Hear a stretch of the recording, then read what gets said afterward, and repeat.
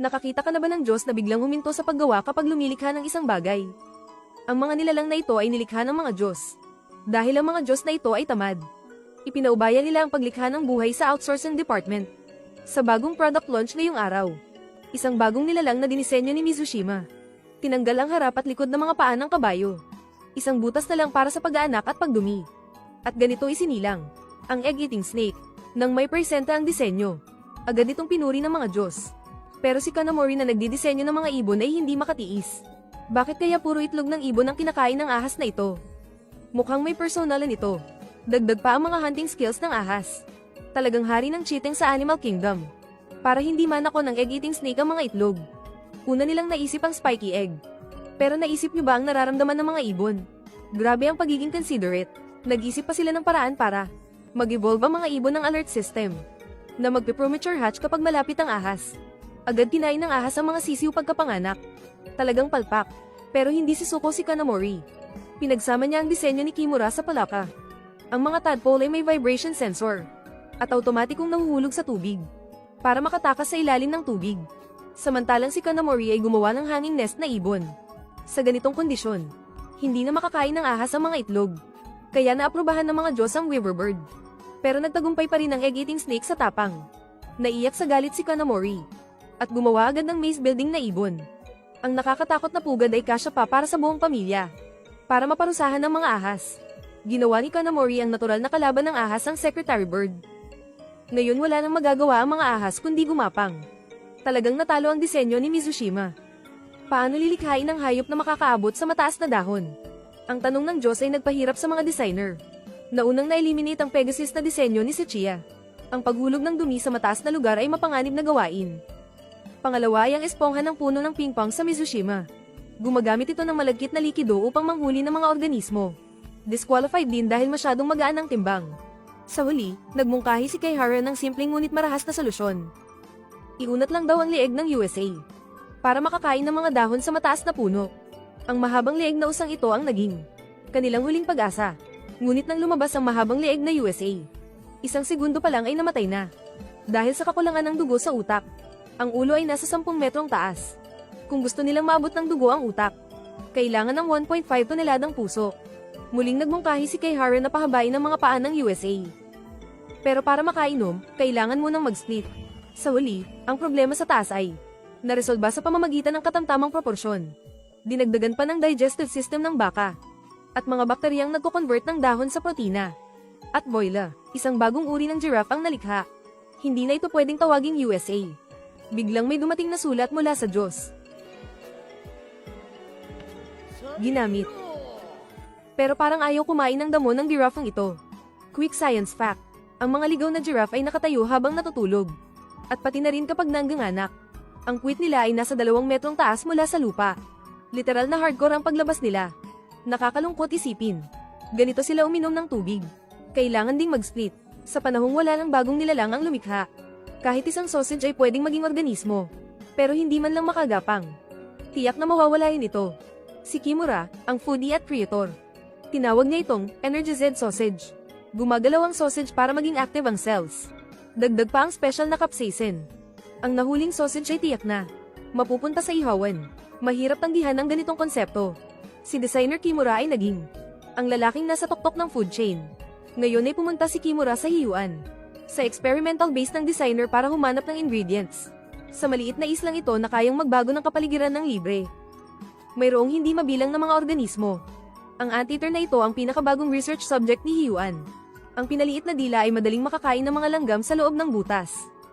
Kapag nakakita ng masamang tao, agad na magiging alerto. Diretso na ang isang set ng military boxing.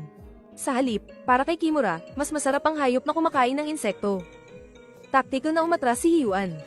Ngayon ay nagpasya siyang dagdagan ng konting depensa ang anteater. At sa gayon ay ipinanganak si Yu.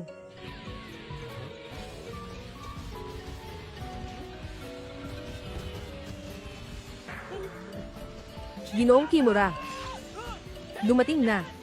Ang ganitong astig na armor ay nagustuhan ng mga Diyos. Ang anteater at si Yu ay parehong naaprobahan bilang mga nilalang sa underworld. Ngayon ay focus tayo kay Yu. Ang organismo na kayang perpektong magkulong bilang bola. 360 degrees na walang dead angle. Sa ganitong estado, kahit bala ay madaling mababalik. Ito rin ang sikreto ng fossil level na organismo para mabuhay hanggang ngayon. Kahit na si Kimura na nasa tuktok ng food chain, ay napipilitang maging flat na papel. Huwag kang maniwala sa kabayong may sungay. Dahil maaari rin itong isang malaking tanga. Ang magarang unicorn ay biglang namatay sa susunod na segundo. Ang dahilan ay osteoporosis. Malubhang kakulangan sa calcium ang katawan. Ang pagkakaroon ng sungay sa ulo ay pala isang marangyang bagay. Kung gusto mong magkaroon ng sungay tulad ng USA, kailangan mong magkaroon ng maraming tiyan tulad ng USA. Ang kabayong may isang tiyan ay halatang malnourished. Walang sapat na calcium na naimbak. Hindi talaga makakapag-develop ng ganitong marangyang bagay. Kung kailangang lagyan ng sungay, ang katawan ng baka ay isang magandang opsyon. Pero para kay boss, hindi ito kaaya-aya. Ang pagpapalit ng katawan ay unang tinanggal sa opsyon. Iminungkahi ni Mizushima na gawing hollow ang sungay para bawasan ang paggamit ng calcium. Ang bagong labas na Unicorn 2.0 ay talagang gwapo. Pero mabilis din namatay. Ang disenyong ito ng unicorn ay kulang sa nutrisyon. Talagang ang mamahal na sungay na ito ay hindi kayang alagaan ng ordinaryong kabayo. Iminumungkahi dito na magdisenyo ng maraming tiyan para sa karagdagang nutrisyon. Pero sa laki nito, mukhang baka o kabayo lang ito. Sa huli, iminungkahi ng ministro. Dahil kulang sa nutrisyon, paliitin na lang natin ang utak na pinakamalaking konsumo ng enerhiya. At ilaan lahat ng konsumo sa sungay. Pero kahit paano mo tingnan, parang tanga lang. Ang Unicorn Horse 3.0. Bigla na lang itong bumangga sa pinto. Hindi man lang natutong mag-alis ng sungay. At nabali ang sungay. Sa simula ay normal pa. Biglang nagbago ang estilo. San ka nakatingin, Tito? Gusto mo bang makipag-away, pare? Sakto, gago ka pala. Bigla na lang nagpatayan ng espada ang dalawang kabayo. At ang puting kabayo ay nabalian ng paa at namatay. Kasunod naman ang itim na kabayo. At ang huli ay naipit ang sungay sa sanga. At namatay din. Malinaw na imposible ang Unicorn Horse. Kinuha ni Kaiwan ang nabaling sungay. At inilagay sa kanyang balina. At doon ipinanganak ang narwhal. Isang dragon na may habang daang metro. Ay nilikha ng ilang tao. Pero hindi umabot ng 3 segundo bago namatay. Dahil sa sobrang hangin sa loob ng katawan. Ito ang nakakahiyang disenyo ni Mizushima noong bata pa siya. Para mapabuti ang sistema ng paglipad ng dragon, kailangan ng maraming ammonia o hydrogen gas. Iminungkahi ni Kimura na dagdagan ng enzyme na gumagawa ng hydrogen. Para lumipad ang dragon tulad ng lobo. Pero para talagang lumipad, kailangan makontrol ang direksyon. Iminungkahi ni Kanamori na lagyan ng malaking manok ang dragon. Para makapag-imbak ng sapat na hangin sa labas. Para magamit ng dragon. At para magbigay ng sapat na buoyancy. At kung kinakailangan, pwedeng putulin ng manok para makatakas. At makaligtas sa peligro. Masasabi ko lang, ito ba talaga ang disenyo? Na maisip ng isang carbon-based na organismo. Para makapagbuga ng apoy ang dragon. Ang dumi ng manok ay lubhang kailangan. Kaya mas maganda ang disenyo ng ulo ng dragon. Upang pagsamahin ang dalawang uri ng pampasabog. Ang disenyo ng Dragon Ball ay kidney stones ng dragon. Biglang may sumugpo na malakas na hangin. At sumabog ang dragon. Ang lahat ng hangin sa katawan nito ang naging sanhi ng pagsabog. Samantala, si Mizushima ay may bagong likha. Isang ahas na nakakalipad. Ang tadyang nito ay lumalapad habang nag-glide. Upang makalikha ng puwersang pataas. Sa ganitong estado, kahit walang pakpak ang ahas, ay maaari itong mag-glide ng malayo. Agad itong pinuri ng mga Diyos. Apocalypse. Inaprobahan. At sa gayon, isinilang ang lumilipad na Golden Tree Snake. Alam mo ba kung saan binibili ang Bingwendwen? Tama ka, dito mismo. Ang daming panda dito. Wala nang puwang para sa mga tao. Upang makontrol ang pagdami, dinala ng ministro ang sisi fly na nagkakalat ng sleeping sickness. Nasupilang mabilis na pagdami ng panda. Kanina lang, pinag-uusapan pa nila ang order ng client. Isang kabayong may black and white stripes. Pinag-aralan pa nila kung paano mabubuhay ang hayop na ito. Sa pagkakita ng malinaw na pattern, nakaisip si Haiyuan ng puting kulay na nagbubuo sa snow. Dagdag pa ang itim na nagbubuo sa tag-araw. Tirahan sa kabundukan. Mayroon ding bakterya sa bituka na kayang tunawin ng plant fiber. Kahit hindi makapag-imbak ng enerhiya para sa hibernation. Kaya pa rin makalagpas sa taglamig ng walang pagpapalit ng balahibo. Isang perpektong likha. Sa pagkakita ng ganitong perpektong hayop, nahumaling na rin ang ministrong mahilig sa kabayo. Biglang kumislap ang mga mata ng maliit na panda. Sa susunod na sandali, biglang bumagsak. Gumapang-gapang sa sahig. Palang-pala, may katangian ng starfish ang disenyo ng panda. Ngayon, may sensory organs na ang mga paa ng panda. Gumagamit ng senses para manghuli ng prey. At ang starfish ay carnivore pala. Hindi sinasadyang napigtas ni Kimura ang buntot ng panda. Biglang dumami ang maliliit na panda. Ito pala ang tunay na katangian ng starfish. Ngayon, habang hinuhuli mo, lalo lang damadami ang panda. Ayan na, umulan na ng panda. Hindi na pangarap lang ang magkaroon ng panda bawat isa. Buti na lang pinakawalan ni chairman ng mga lamok para tumulong. Kung hindi, talagang magkakaproblema. Pero nasa loob pa rin ang mga kasama mo. Sa wakas, nakontrol na ang populasyon ng panda. Ngayon din, ipapadala na natin ang mga pandang ito sa underworld. Para sila'y mabuhay pa sa mortal realm. At ngayon, ang zebra proposal ni Minister ay naaprobahan din. Talagang mahilig sa kabayo ang lolo eh. Nakita mo na ba ang ganitong kakaibang order? Gusto ng duke ng impyerno ng isang hellhound. Ang gwapo pala, biglang nahulog sa lupa. Nang alamin ng dahilan, may kanya-kanyang iniisip ang bawat ulo. Kaya nagkakanya-kanya ang apat na paa. Iminungkahi ni Haiyuan na ilagay ang utak sa katawan. At iwan lang ang isang ulo. Yung tatlong ulo, pampalamuti na lang. Agad na sinangayunan ng creator ang ideyang ito. Ilagay ang utak sa malambot na dibdib. Madaling masira ang nerve cells. Bilang client, ang duke ng impyerno. Agad na piniling panatilihin ang tatlong utak. Para tunay na hellhound talaga. Pinili ng creator na gawing leader ang gitnang ulo. Para iisa lang ang iniisip nila. Ang sarap ng pagkain. Yung dalawang bata sa gilid, iiyak na't hindi nakakain ng karne. Talagang hindi magkasundo ang ugali. Madali lang silang maghihiwalay. Samantala, ang hellhound design ni Kimuraki. Matagal nang successful ang experiment. Pinili pala ang ulo ng buwaya. Matalas ang ngipin at napakalakas. Napakagaling ng teamwork. Madalas silang magtrabaho para manghuli ng prey. Pero mas cute tingnan ng wolf design.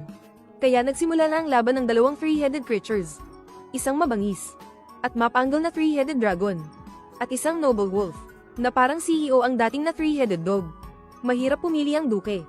Kaya pinili niyang kunin na lang pareho. Doble ang bayad.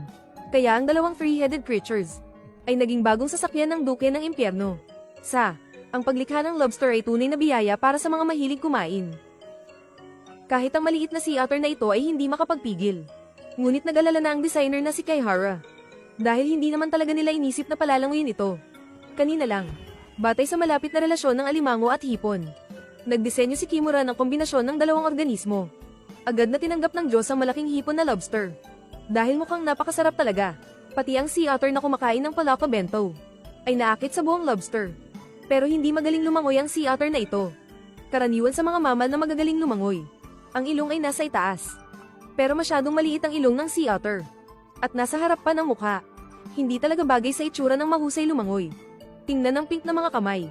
Kung sumisid sa malalim, mabilis mawawala ang body heat. Pero sobrang hilig ng sea otter sa seafood. Para matulungan ng maliit na ito, nagpasya silang sanayin ito sa paglangoy. Nagulat sila nang matuto agad ng backstroke ang sea otter sa tank. Para madali lang huminga ng nakatasang mukha. At hindi ginawin ng mga paa at kamay. Ang balahibo nito ay parang life jacket. Dagdagan pa natin ang survival skills. Tulad ng pagtulog sa dagat habang kumakapit sa seaweed. Tapos mag-group hug para sa racial buff. Mas maganda kung may bulsa gaya ng kangaroo. Para madaling mag-imbak ng maraming pagkain. Ang cute-cute. Banal. Pagkalipas ng isang linggong eksperimento, ang pinakamatakaw na sea otter ay nagka-periodontitis. Talagang masyadong mabigat sa ngipin. Ang pagkain ng matitigas na shell.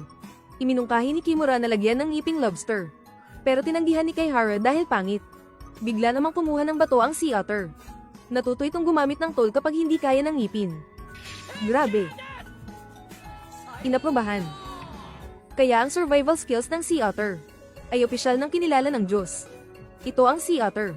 Isang nilalang na naninirahan sa dagat sa buong taon. Kailangang panatilihing malambot at buhaghag ang balahibo.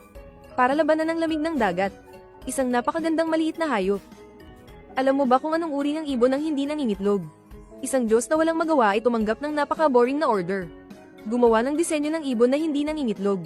Si King Senador ay talagang magaling sa pagdidisenyo ng mga ibon.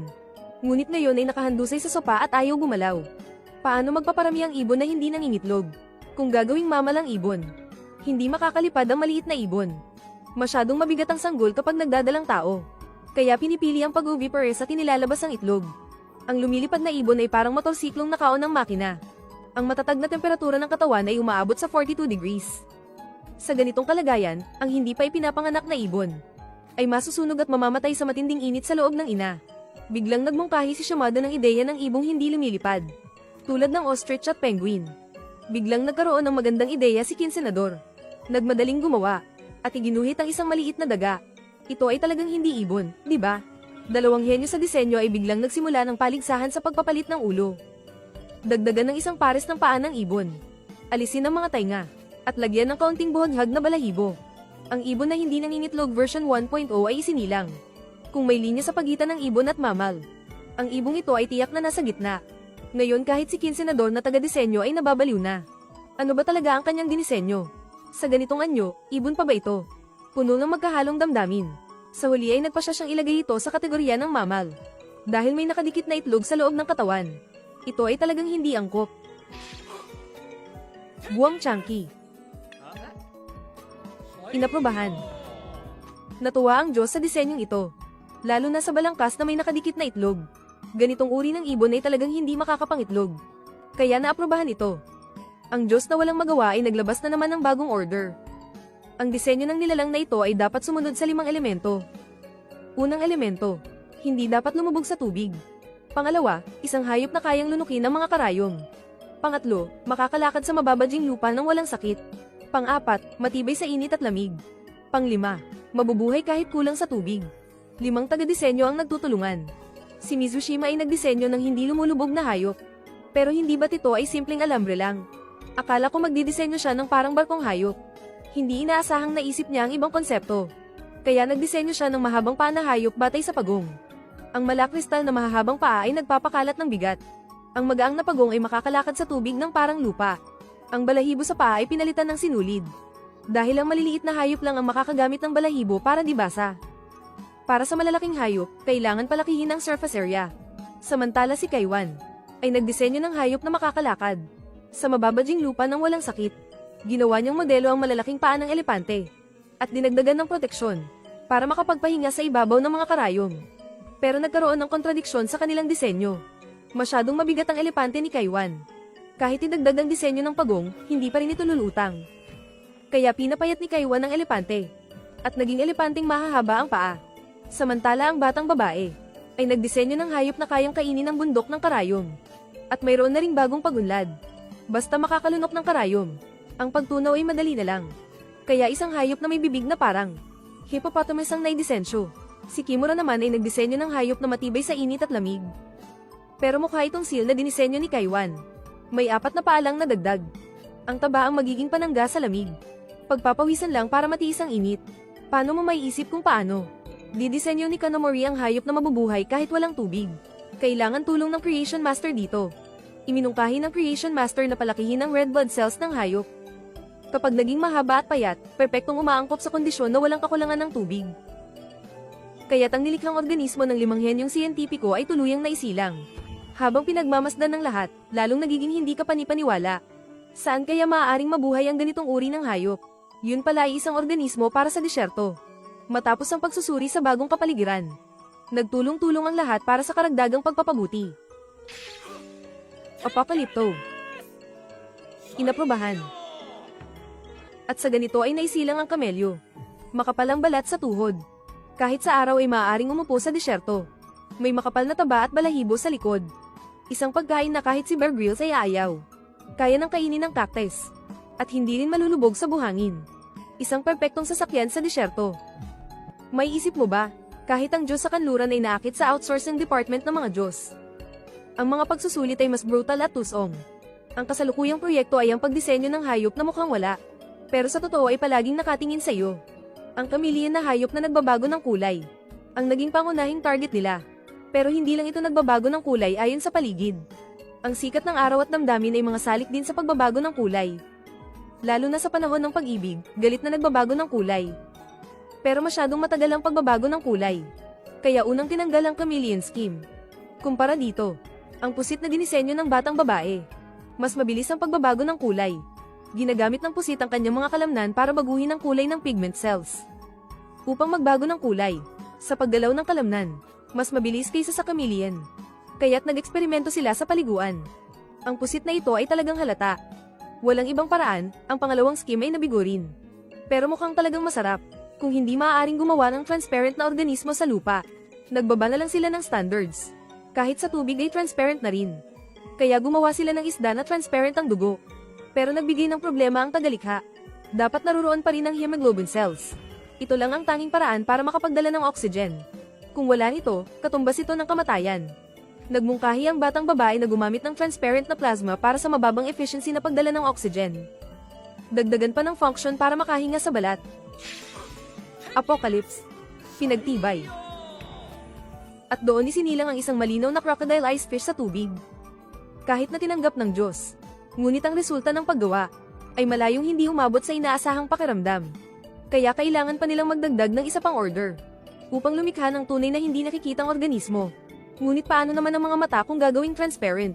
Kung gagawing transparent ang mga mata, ang retina sa mata ng tao ay hindi makakahuli ng liwanag. Ito ay walang iba kundi isang bulag. Biglang sumagi sa isip ni Mizushima. Nagpasya siyang gumawa ng isang single-celled organism na hindi makikita ng mata. At lagyan ito ng mata. At doon isinilang ang single-celled organism na dinoflagellate. May isip mo ba na sa isang palanggana ng malinaw na tubig ay may libu-libong mga mata na nakatingin sa'yo? Teka, ang cool talaga, di ba? Kung isasama ang mga single-celled organism kung papayagan ng kondisyon, maaari bang ituring na parang hindi umiiral ang Diyos? Ngunit patuloy na nakamasid sa'yo. Ang kakaibang nilalang sa larawan sa harap ay ang kasintahan sa panaginip ni Kenji na apo. Naghandog si Kabi ng isang kasintahan para kay Kenji bilang regalo sa karawan. Pero bakit naging extraterrestrial ang nagawa? Talaga bang kasintahan ng apo ang ganitong kakaibang nilalang? Kahit na 100% na katulad ng orihinal na drawing. Pero kahit sino na normal ay makakaramdam ng kakaiba. At ang creator ay nagsimulang mag-aral kung paano gumawa ng extraterrestrial. Kung ganoon kalaki ang mata, malalim ang eyeball, pagkasya nito sa bungo, wala ng puwang. Para sa muscle cells na kumokontrol sa mata, tulad ng ostrich na dinisenyo ni Mizushima. Dahil sa sobrang laki ng mata at kakulangan ng muscle control, kailangan paikot-ikot ng ostrich ang ulo para makakita. Susunod, kailangan din idisenyo ang dila. Dahil wala ring talukap mata ang extraterrestrial na ito, ginamit nila ang paraan ng tuko na nagmo-moisturize ng mata gamit ang ulo ng insenso. Nagdisenyo sila ng alien moisturizing technique.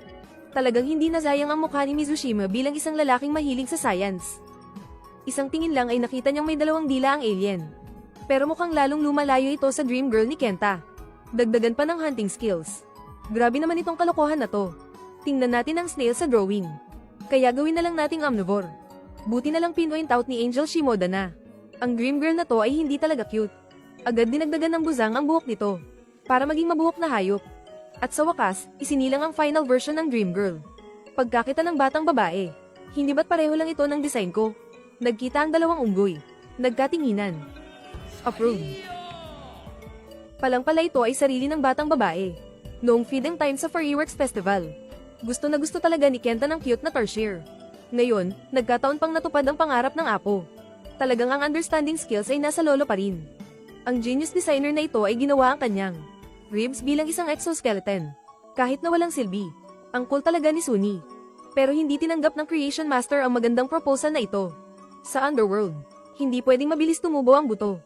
Para makagawa ng skeletal system na pwedeng umurong sulong, sinimulang baguhin ni designer Kimura ang katawan. Pero nakita ng Creation Master ang malaking depekto. Ang basta-bastang pagurong sulong ng buto ay magdudulot lang ng mas malaking sugat.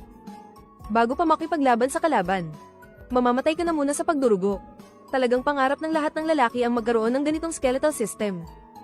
Hindi si Suko si Kimura.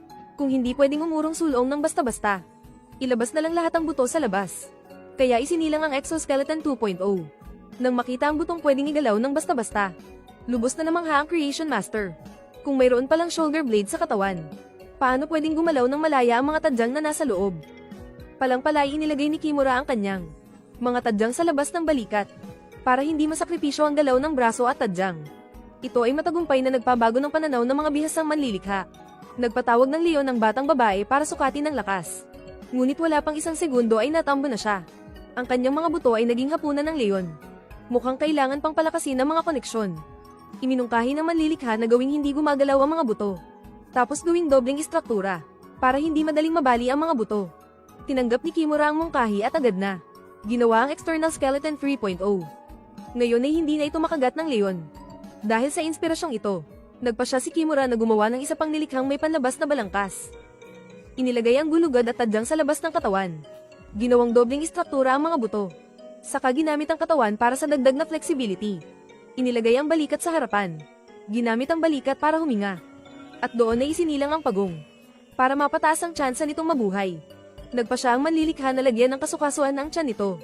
Para masarahan ng tuluyan ng mga puwang. At maging tunay na pag-ong na nagtatago sa balat. A. Armageddon. Ginamit. Isang ulo ng toro na may sukat na 10 metro ang nilikha ng grupo ng mga taga-disenyo. Para lubos na masummon ito. Nagpa siya ang hepe na isakripisyo ang sarili. Ngunit hindi naganap ang katangahan ng hepe. Palang-pala ito ay order para sa duke ng impyerno. Ang dugo ang susi ng summoning circle. Pero napakalaki talaga ng torong ito. Higit pa sa mga demonyo sa impyerno. Ang mga sungay sa ulo ay para tumanggap ng hormone. Para madaling makita ang posisyon ng kaaway. Pero parang lahat ay naakit na. Sa tinapay ni Angel Shimada. At nakalimutan na nakatigil pa rin ang toro sa summoning circle. Dahil walang ginagawa, may bagong order na naman ng mga Diyos. Ang pagtanda ay isang estratehiya para mabuhay ng mga species. Pero marami ring hayop na nabubuhay ng matagal. Halimbawa, ang sea urchin ay pwedeng mabuhay ng 200 taon at maging masigla pa rin. Pero bihira ang makalampas ng 100 taon. Dahil sa lupa, puno ito ng mga hayop na mahilig kumain. Kailangan gamitin ang time accelerator para sa simulation data. Para obserbahan ang survival pattern ng mga bilog. May edad din sila at tumatanda. At ang mga matatandang bilog ay kinakain ng mga square na predator. Sa isa pang control group, may mga bilog na hindi tumatanda. Pero ang mga bagong panganak na bilog ay naging hapunan ng predator. Dahil hindi nila kayang labanan ng virus, ang mga offspring ay nag-i-evolve para magkaroon ng immunity. Para mapanatili ang biodiversity. Pinili ng minister na eksperimentuhan ang kabayo. Ang kabayo ay naging itsura nito noong una. Pero naging parang jellyfish. Nawalan ng pag-asa ang minister at pinili ang jellyfish bilang hayop para sa rejuvenation. Pero simple lang ang structure ng jellyfish. At may kakayahang mag-transform. Marami rin ang mga predator nito. Kahit may rejuvenation ability, hindi sila mag-overpopulate. Apocalypse. Adopt. At doon isinilang ang immortal na Turritopsis dorni. Ang ating Minotaur ay na-stock pa rin. Kahit ang time accelerator ay hindi gaanong epektibo.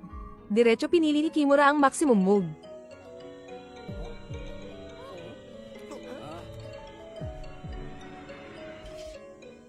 Lahat ng tao ay biglang nawala.